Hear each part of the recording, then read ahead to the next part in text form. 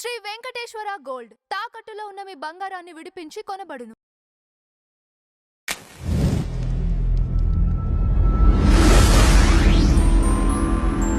నమస్కారం నాగార్జున గారు. నమస్తే అంజీ గారు.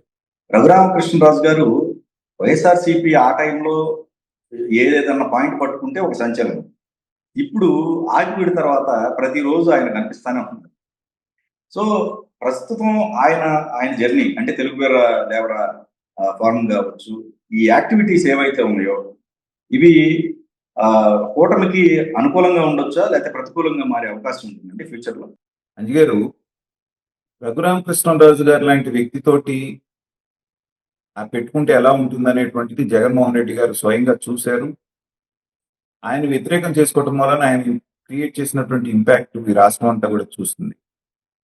అయితే ఎప్పటి నుంచో ఉన్నటువంటి ఒక సమస్య, దాని మీద మాట్లాడటానికి ఎవరు ధైర్యం చేయనటువంటి ఒక సమస్యని ఆయన గట్స్ తోటి తీసుకున్నారు అనేటువంటిది దాంట్లో ఎలాంటి అనుమానం లేదు. జనరల్ గా సబ్జెక్ట్ ని టచ్ చేయడానికి ఈ క్రిస్టియానిటీ, ఈ మత మార్పిడి అనేటువంటిది చాప కింద నీరులాగా ఒక మాఫియాలాగా ఎలా సాగుతుంది అనేటువంటిది అందరం చూసాం.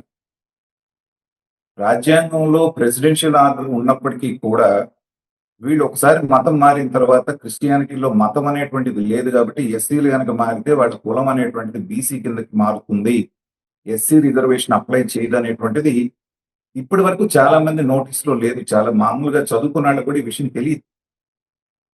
కానీ ఎప్పుడైతే మొన్న పాస్టర్ అనేటువంటి అతను హైకోర్టులో కాదన్న ఢిల్లీ కూడా వెళ్ళి సుప్రీంకోర్టుకి వెళ్ళి అక్కడ కూడా కాదని అతను రద్దు అయిన తర్వాత ఇలా ఉన్నటువంటి వాళ్ళు ఎస్సీస్ లో ఎంతమంది ఉన్నారు అనేది కనుక చూస్తే దాదాపుగా 70-80% అటు మతం మార్చుకున్నారు. మతం మారుతారే కానీ వీళ్ళు పేర్లు మార్చుకోరు, దాని ద్వారా వచ్చేటువంటి రిజర్వేషన్ మార్చుకోరు.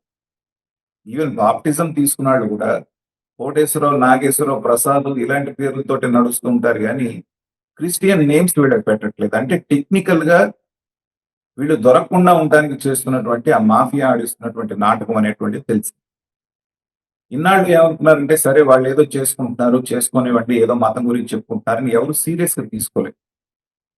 కానీ ఆకువీళ్ళలో వెళ్ళి వీళ్ళొక పురాతన దేవాలయాన్ని దాన్ని పునరుద్ధరించడానికి చేసినప్పుడు ఏంటంటే వాళ్ళందరూ వచ్చి దాడి చేయడంతో రఘురామకృష్ణరాజు గారు ఆయన దాన్ని సీరియస్ గా తీసుకున్నారు, ప్రెస్టేజ్ ఇష్యూ కింద తీసుకున్నారు.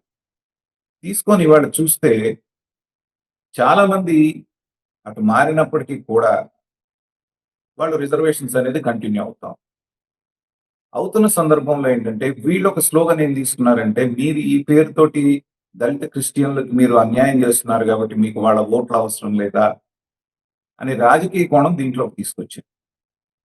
స్వతహాగా రఘురామకృష్ణరాజు గారి మనస్తత్వం మీకు నాకు తెలుసు కదండి. కొంచెం ఆయనకి ఉక్రోషం అంటే పౌరుషంతో మాట్లాడతారు. ఆ సందర్భంలో ఒకసారి మీరు లేకపోతే ఏంటి నాకు 80% హిందువులు ఉన్నారులే అని ఒక మాట కూడా ఆయన అనేసారు. అనేసిన తర్వాత దాన్ని పట్టుకున్నారు వాడు. అంటే మీకు మా ఇవి అవసరం లేదా, మీరు వ్యతిరేకాన్ని రఘురామకృష్ణరాజుని అంటమే కాకుండా మొత్తం కూటమికి పడుతున్నారు. దాన్ని కూటమి ప్రభుత్వమే దళితులకు వ్యతిరేకమా, మీరు సమాధానం చెప్పండి చంద్రబాబు నాయుడు గారు, మీరు సమాధానం చెప్పండి పవన్ కళ్యాణ్ గారు అనేటువంటిది చెప్తున్నారు. అయితే మంచా చెడా దీని మూలం రాజకీయంగా లాభం వస్తుందా నష్టం వస్తుందా అనేటువంటిది మనం ఎలక్షన్స్ దాకా ఆగాలి అంజి గారు. ఎందుకంటే ప్రభుత్వం గనక సీరియస్ గా తీసుకొని దీని మీద గనక వాళ్ళు ప్రక్షాళన మొదలు పెడితే ఇవాళ ఉన్నటువంటి వాళ్ళలో కొన్ని లక్షల మందికి వాళ్ళు అనుభవిస్తున్నటువంటి రిజర్వేషన్స్ పోయేటువంటి అవకాశం ఉంది. గట్టిగా కనుక దాని మీద ఒక విచారణ కమిటీ వేసి ఎవరున్నారో నిగ్గుదేల్చండి అంటే చాలా నష్టం వాళ్ళకి జరిగేటువంటి అవకాశం ఉంది. కాబట్టి తెగేదాకా లాక్కోకుండా ఇప్పుడు రఘురామకృష్ణరాజు గారు కూడా ఏంటంటే ఒక జెన్యూన్ కాజ్ అనేటువంటిది ఎత్తారు. దాని మీద చర్చ అయితే జరిగింది. కానీ దీని నుంచి రావాల్సినటువంటి ఫలితం, వచ్చే ఫలితం కూడా ఏంటంటే ఇక మీదకి ఎవడు పడితే వాడు ఎస్సీ ఎస్టీ కేసు నన్ను కులం పేరు పెట్టి తిట్టాడు అని వేసేటువంటి ఫేక్ కేసులు ఏవైతే ఉన్నాయో అవి గణనీయంగా తగ్గేటువంటి అవకాశం ఉందండి. ఇది ఒక ఆకివీడిలో మాత్రమే జరిగిందనేటువంటిది కాకుండా ఆకివీడిలో జరిగిన సంఘటన రాష్ట్ర వ్యాప్తంగా ఉన్నటువంటి అందరికీ అవేర్నెస్ తీసుకొచ్చింది. అలాగే అదే టైంలో సుప్రీంకోర్టు ఇచ్చినటువంటి జడ్జిమెంట్ కూడా అదే టైంలో రావడంలో ఏంటంటే రాష్ట్ర ప్రజలందరికీ కూడా వీళ్ళ పట్ల ఈ కేసుల పట్ల ఒక అవగాహన అనేటువంటిది, అవేర్నెస్ అనేటువంటిది క్రియేట్ అయింది. ఇప్పుడు ఈ క్రిస్టియన్ సంఘాలు ఏవైతే ఉన్నాయో వాటికి సంబంధించి వాళ్ళందరూ కూడా ఇప్పుడు డిఫెన్స్ లో పడుతున్నారు.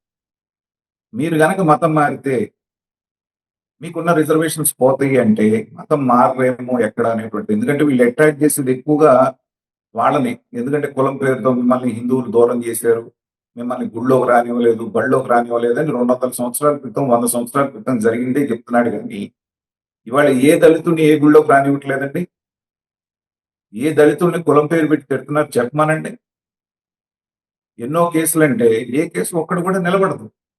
అందుకే సుప్రీంకోర్టు కూడా చెప్పింది, నీ అంతటి నువ్వు వెళ్ళి నన్ను కులం పేరు పెట్టి తిట్టాడంటే కాదు, తిట్టినప్పుడు ఎవడో ఒకడు విని చెప్పాలి, సాక్ష్యం కూడా ఉండాలనేటువంటి ఒక రూల్ పెట్టింది.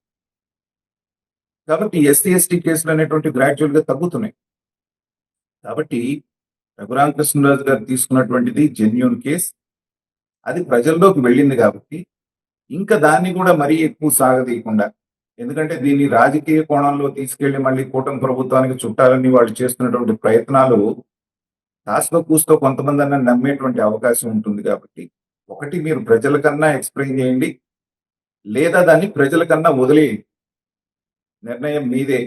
మీరు మారతారా ఉంటారా చూసుకోండి. కానీ మతం మారితే మాత్రం ఖచ్చితంగా మీ కులం అనేటువంటి దాన్ని, మతం మార్చుకోగానే ఎస్సీది పోతుంది అనేటువంటిది ఒక భయం అయితే వాళ్ళకి పెడితే ఏంటంటే కొంతమంది అనేటువంటి ఆగేటువంటి అవకాశం ఉంది. రఘురామకృష్ణన్ రాజు గారి దీన్ని తీసుకొని వాళ్ళ ఆసరాగా ఆయన ఆవేశాన్ని, ఆయన మాట్లాడే మాటలను తీసుకొని కూటమిని కారణం చేయాలని చూస్తున్నారు. కాబట్టి కూటమి ప్రభుత్వం జాగ్రత్తగా ఉండాలి ఒకటి. రెండోది, ఎట్లా క్రియేట్ చేశారంటే రఘురామకృష్ణరాజు గారిని చంద్రబాబు నాయుడు గారు ఏదో అన్నారని, పిలిచి మందలు ఇచ్చారని, కాబట్టి ఆయన పార్టీ పెట్టబోతున్నాడని కొన్ని రోజులు హడావిడి చేశారు టీవీల్లో వాటికి. అవును. దానికి చక్కటి వివరణ కూడా ఇచ్చాడు బాబు. నాకు చంద్రబాబు నాయుడు గారికి, నాకు లోకేష్ గారికి చాలా కార్డియల్ రిలేషన్స్ ఉన్నాయి, మాకు ఎలాంటి ఇబ్బంది లేదు. కాకపోతే మాకంటే ఎస్సీ ఎస్టీ కేసు పెడితే ఎలా బయటికి రావాలనేది మాలాంటి వాళ్ళకి తెలుసు, కాబట్టి మాకు పర్వాలేదు. కానీ ఒక సామాన్యుడి మీద మీరు దౌర్జన్యంగా కేసు పెడితే అతను ఎలా రావాలో తెలియదు. కాబట్టి తెలుగు వీరులు ఎవరు అనేటువంటి ఒక ఫోరం పెట్టి, దాంట్లో ఎక్స్పీరియన్స్డ్ అయినటువంటి కొంతమంది లాయర్లను పెట్టి, మీ మీద ఎవరన్నా అలాంటి కేసులు పెడితే ఒక న్యాయ సలహా కోసం, న్యాయ సహాయం కోసం ఈ ఫోరం పెడుతున్నాను నేను అనేటువంటిది కేటగారికల్ గా ఆయన క్లియర్ గా చెప్పిన తర్వాత కూడా ఆయన మీద పార్టీ మారుతున్నారు, అది మారుతున్నారు, ఇది మారుతున్నారు అనేటువంటి రూమర్స్ స్ప్రెడ్ చేయటం ఏంటంటే ఇవాళ వీళ్ళందరికీ కూడా ఈ మాఫియాకి అతను ఒక థ్రెట్ లాగా తయారయ్యారు. ఈ సందర్భంగా నేను క్రిస్టియన్ లీడర్స్ ఎవరైతే ఉన్నారో, లేకపోతే వాళ్ళ పాస్టర్స్ అనండి, లేకపోతే బిషప్స్ అనండి, వాళ్ళకి ఒక పిలుపునిస్తున్నాను అంజీ గారు మీ ఛానల్ ద్వారా. ఏంటంటే క్రిస్టియానిటీ మీద హిందువుల్లో ఎలాంటి వ్యతిరేకత లేదు. మొదట్లో ఇంకా మాట్లాడాలంటే నా చిన్నతనంలో మా ఊళ్ళో చర్చ్ ఉంటే వాడు రంగురంగుల పుస్తకాలు అవన్నీ వేసేవాడు, చూడటానికి చాలా అట్రాక్టివ్ గా ఉండేవి. అవన్నీ రెగ్యులర్ గా చదువుతుండేవాడిని నేను కూడా. ఆ రోజున వాళ్ళు వేరు, హిందుత్వం వేరు అనేటువంటి భావన ఉండేది కాదు. కలిసిపోయి మాట్లాడుకొని చక్కగా వాళ్ళ ఇంటికి వీళ్ళు, వీళ్ళింటికి వాళ్ళు వెళ్ళేవారు. కానీ ఎప్పుడైతే రాను రాను మీరు హిందూ దేవుళ్ళని దూషిస్తూ, హిందూ మతాన్ని పాటించే వాళ్ళందరూ నరకానికి వెళ్తారు, లేకపోతే మీరు క్రీస్తుని నమ్ముకుంటే స్వర్గానికి వస్తారనేటువంటి అద్భుత కల్పనలు చెప్తున్నారో, అక్కడి నుంచే మీకు వ్యతిరేకత అనేటువంటిది మొదలైంది. హిందూ సమాజం సహజంగా ఏమనుకుంటుందంటే ఎవరు బ్రతుకులు వాళ్ళు బ్రతుకుతున్నారులే పోనివ్వండి, లివ్ అండ్ లెట్ లివ్ అనేటువంటి పాలసీలో వెళ్తున్నప్పుడు దాన్ని ఆసరాగా తీసుకొని వీళ్ళు చేస్తున్నది వాళ్ళ జనాల్లో అవేర్నెస్ పెరిగినప్పుడు అసలైనటువంటి ముస్లింస్ ఎవరైతే ఉన్నారో వాళ్ళు బయటికి వచ్చి దీన్ని ఖండించాల్సినటువంటి అవసరం ఉంది. పుట్టగొడుగుల్లాగా రకరకాల వీధికి ఒక చర్చ వచ్చి వాళ్ళు ఎవరో తెలియదు, ఏంటో తెలియదు, దశమ భాగాలను దోచుకుంటూ అనవసరమైన హిందుత్వం మీద మీరు విషయం కప్పుతున్నప్పుడు ఏంటంటే ఖచ్చితమైన ప్రతిచర్య ఉంటుంది.